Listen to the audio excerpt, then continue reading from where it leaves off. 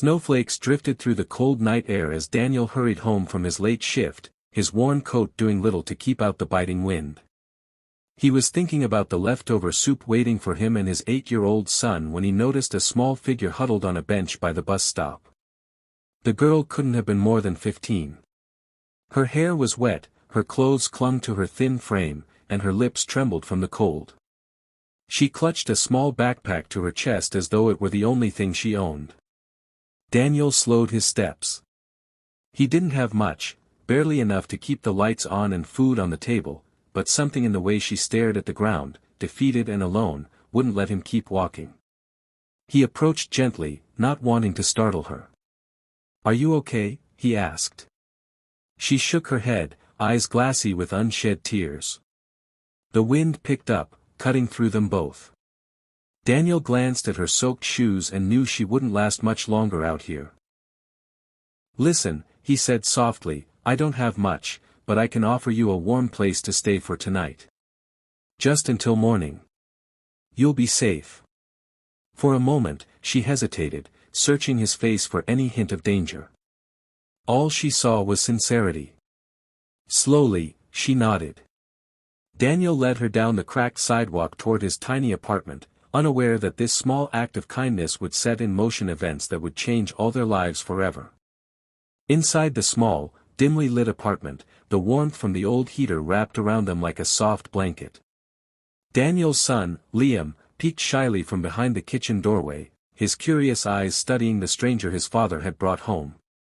Daniel introduced her simply as a friend who needed a place to rest and set about preparing the only dinner they had, 2 bowls of vegetable soup and a loaf of bread that had gone a little stale. The girl sat at the warm kitchen table, her hands cupped around the steaming bowl. She ate slowly, almost cautiously, as though she wasn't used to having a meal set in front of her. Liam chattered about his day, filling the silence with the innocent energy only a child could bring. Daniel watched the girl soften, the tightness in her shoulders easing with every spoonful. After dinner, Daniel tucked Liam into bed, pulling the thin blanket up to his chin and kissing his forehead. The girl lingered in the doorway, her eyes glistening. A single tear slid down her cheek, and she quickly wiped it away, hoping no one noticed. Daniel set up a makeshift bed for her on the couch, layering extra blankets to keep out the chill. "It's not much," he said quietly, "but it's warm." She met his gaze for the first time that night and whispered, "Thank you." It was just 2 words, but in them, Daniel heard a lifetime of loneliness and an aching gratitude he didn't yet understand. Morning sunlight crept through the thin curtains, casting a pale glow across the living room. Daniel rose early, hoping to make some oatmeal before the girl woke up. But when he stepped into the small living space, the couch was empty. The blankets were folded neatly, the pillow placed back in its spot, as though she had never been there at all. A pang of worry shot through him. He glanced toward the door, it was locked from the inside, meaning she must have left quietly in the early hours. On the coffee table sat a small, folded piece of paper. Daniel picked it up, his rough hands trembling slightly as he unfolded it. The note was written in delicate handwriting, "Thank you for reminding me what kindness feels like."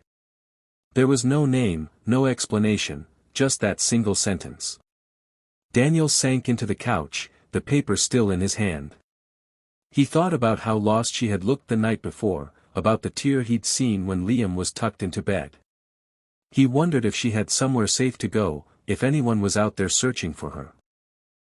For a moment, he considered calling the police, but he had no details to give, only the memory of a girl with tired eyes and a grateful smile. With a heavy sigh, Daniel placed the note in the top drawer of the old wooden cabinet, next to a few of his most treasured keepsakes. Somehow, he knew he would never forget her. 2 weeks passed, and life returned to its quiet routine. Daniel worked his shifts at the garage, picked Liam up from school, and tried not to think too much about the girl. But one gray afternoon, as he was fixing a squeaky hinge on the apartment door, the sound of a car engine outside made him pause. It wasn't the usual rumble of the neighbors' old sedans, this was smooth, deep, expensive. Daniel stepped outside just as a sleek black car pulled up to the curb. The door opened, and a tall woman in an elegant coat stepped out. Her posture was perfect, but her eyes were red, as though she'd been crying for days. "Are you Daniel?" she asked, her voice trembling slightly. He nodded cautiously.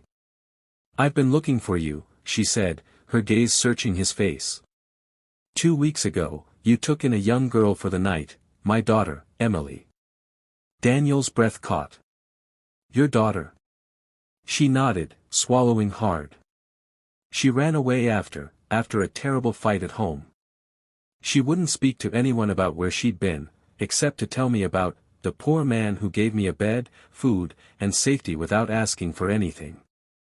Daniel felt a strange mix of relief and disbelief.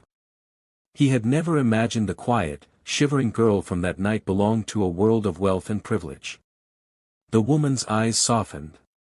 "You may not have known who she was, but to her, you were a lifeline." The woman reached into her bag, pulling out an elegant cream envelope sealed with gold embossing. She didn't hand it to him right away. Instead, she took a steadying breath and said, "Daniel, my daughter told me something I can't forget. She said you made her feel safe, like she mattered. I can't put a price on that, but I can make sure you and your son never have to struggle the way you do now." When she finally offered the envelope, Daniel hesitated, half expecting it to be filled with cash. But when he opened it, there was no money, only a neatly typed letter offering him a full-time position managing one of her company's maintenance facilities, complete with housing and benefits. Daniel stared at the words, speechless. I don't know what to say." "Say yes," she replied softly. "You gave my daughter something I couldn't at that moment, unconditional kindness. Let me give your son what you've given her, love, safety, and hope." Her driver opened the car door, and she stepped inside. As the car pulled away, Daniel stood in the cold with the letter in his hand, the reality slowly sinking in. Back inside, Liam ran to him, holding up a crayon drawing of the three of them, Daniel, Liam, and the girl, smiling under a sunny sky. Daniel knelt down, hugging his son tightly, tears blurring his vision. That night, he realized one truth he would carry forever: even the smallest act of kindness can ripple far beyond what we can see.